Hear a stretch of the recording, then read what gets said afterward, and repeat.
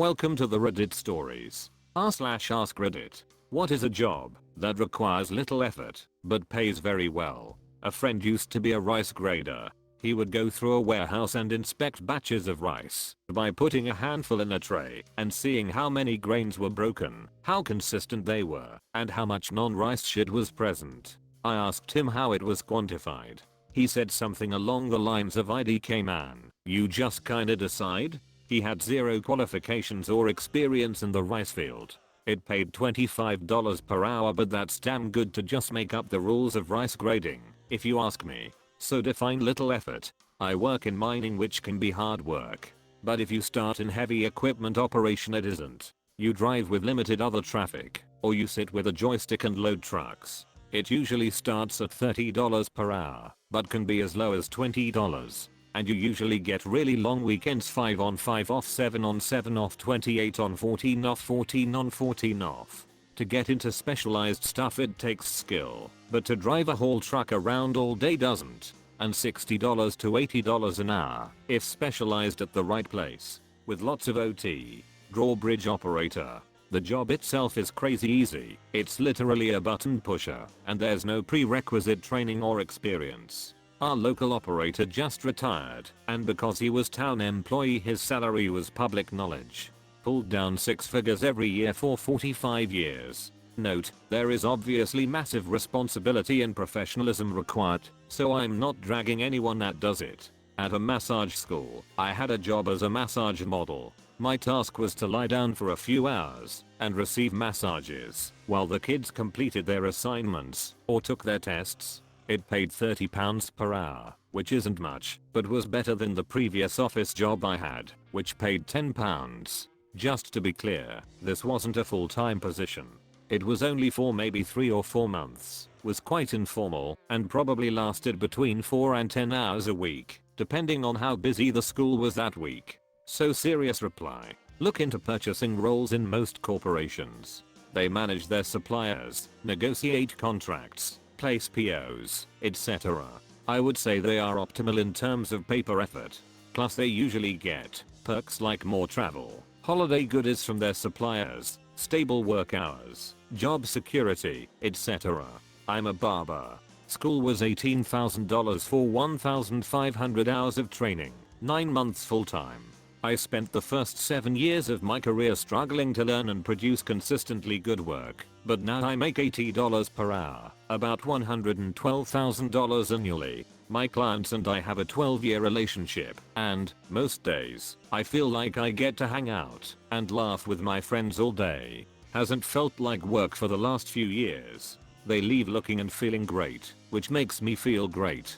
I honestly feel guilty that teachers, nurses, and other vital workers who spent so much time and money on their education often earn one half of what I do. Overnight concierge at luxury apartment/condo buildings in metropolitan areas. The morning and afternoon shifts you're dealing with incoming packages most of the day, sorting, labeling, and fetching them. Overnight barely handles any of that, if at all. It's just a matter of being fine with having a schedule like that, or putting up with such a boring job. Pay might not be as well as a lot of the other jobs but relative to the work performed, it pays you for sitting at a desk from 12 AM to 8 AM doing next to nothing.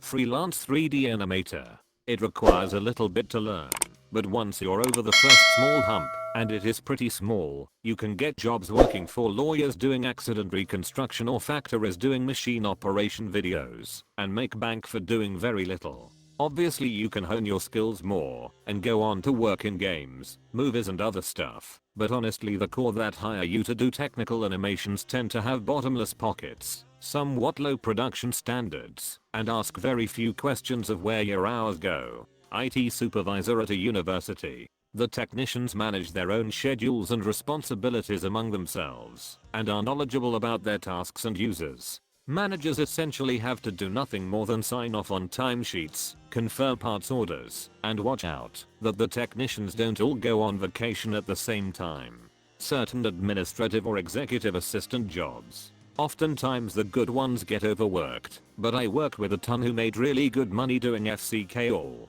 There have been points in my career where I did less than 10 hours of work in a standard work week. Most of my work was shooting the shit and getting coffee/food with the partners I supported.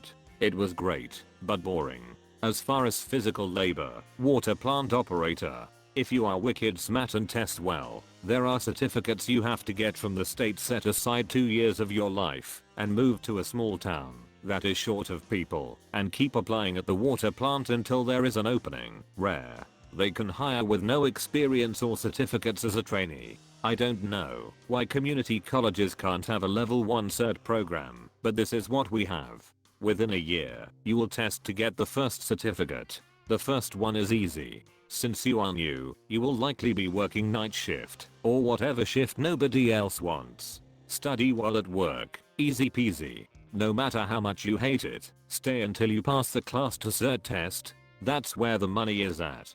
Do all of this in the state you want to live in, because many states do not accept the neighboring states' certs. Some do. YMMV.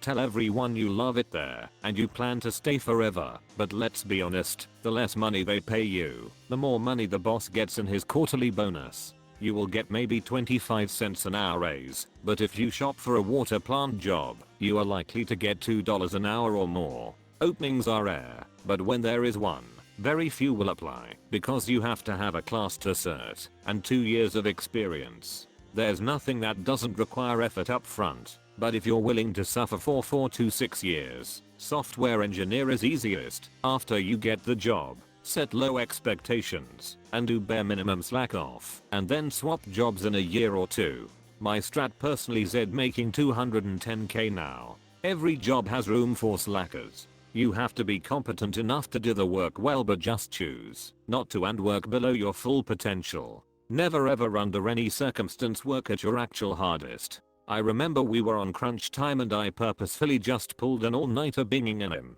just so I could feign exhaustion from working so hard. I don't know the job title unfortunately, but my sister got a job with some environmental protection agency overseeing Verizon putting up cell towers near woods/mountains/lakes. She was getting paid $50 per hour, had an awesome company truck with a generous food/hotel stipend, and was working in beautiful scenic areas where the rich go to get away. All she did was make sure the Verizon workers didn't endanger or kill or harass the wildlife in the area. At the end of the day she would just mark off a checklist. Her day consisted of watching whatever she wanted on her phone, occasionally glancing at the workers, and then eating a 5-star meal at a 5-star hotel. She left the job because she got bored easily. I would have done just fine at that job and was jealous of lol. You did need a bachelor's in biology though.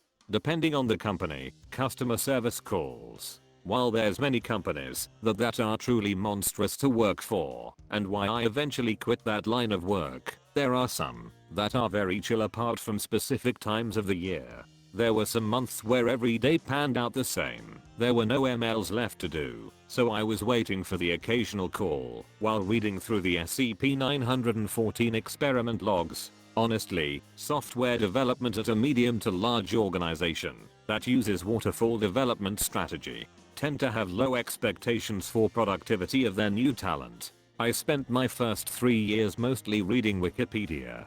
A degree helps, but there are boot camps that can get you out the door in weeks. The only real other prerequisite I have is, can you think through a problem and then Google it? Your time and experience teaches you what to key off of in Google, but 99% of software jobs you're solving a problem that has already been solved with the technology you're using. You just gotta find the answer. Locksmith. Once in a while you'll have to hang a door, but for the most part, it's changing the keys that operate a door lock. It takes a bit of math to calculate which pins drop into the cylinder, especially if there is a master key that also operates the lock, but after you gain some experience, it's easy. For a residential key, you simply set up multiple cylinders that work on the same key. You walk up to the door, remove the lock, partially disassemble it, remove the existing cylinder, and replace it with the new one. Then you reinstall the lock. It takes maybe 5 minutes. You're walking up to the house with the cylinders in one hand and a screwdriver in the other, and you're getting paid about $30 per hour. Construction unions in this city are insane, and probably why so many smooth brains vote for conservative councillors/mayors etc. because they drag those contracts out for so long. and go way over budget. I'm a bartender, and when COVID shut down the industry, folks were looking for other options. Someone in a local hospitality FB group posted about the union, which has literally zero requirements, minimum 40 hours a week, guaranteed 2 days off, $38 per hour entry level and full benefits after 3 months. They will often subsidize skilled labor training, and pay goes up from there. I assume it's a horrible job, but that guy holding the slow sign when they are paving the roads is probably making $90k per year. There are a fair few out there. The best ones are jobs that you wait on call to respond. I once was paid for a month's night shift with a company car for my own use and didn't get called out the entire month. I set my phone next to my bed each night, but it never went off. My golf handicap dropped about 4 strokes. Other than that, most of them require you to be very intelligent. There are a lot of jobs that pay you for your high intelligence, not your willingness to work yourself into the ground. But to be honest, if you are that intelligent, get yourself a job that pays fairly well, and use your intelligence to invest. It won't be long before you don't need to work at all. Any mid-level or right before executive manager in a Fortune 500 or best 100 companies to work for generally are paid north of 120k, and they have enough entry-level supervisors or AMs to delegate responsibility effectively. The company is big enough where bureaucracy is still a thing and stuff probably rolls down to the lowest level executive rather than manager. So the manager has to understand the business, treat other adults well, be a bit curious and innovative, and I personally think the rest falls in its place. Frontline supervisors tend to do the heavy lifting, and rewarding them as well as employees counts. But for what I imagine they get paid, it's that sweet spot of where the headaches are few, but the income is great. Thank you.